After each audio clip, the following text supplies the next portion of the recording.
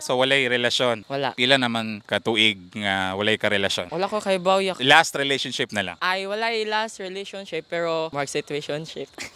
Situationship. So kanusa ang last nimong situationship? Mga June. This year lang. Yeah. Wala na mo sa situationship ron? Wala. Kaya nga naman. Na siya bago.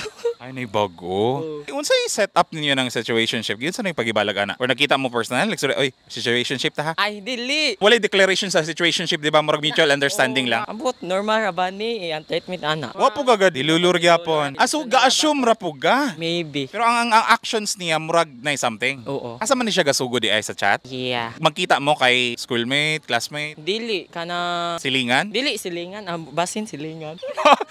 So unsay mga butang nga maka-qualify sa usa ka situationship? Unsay ang gipambuhat? Kada bagsigig chat nagagami. Pila ka bulan day mong nasa situationship? Wala to bulan yo uy. Pila sa Semana ra to. Tulo kasi man straight gyud na every night na conversation. Dili taga night side pero make Almost lang. almost lang. So unsay ginastoryaan sa chat? Kumustang kinabuhi? Mga na, Oh. nagkita mo na. Basin kay silingan.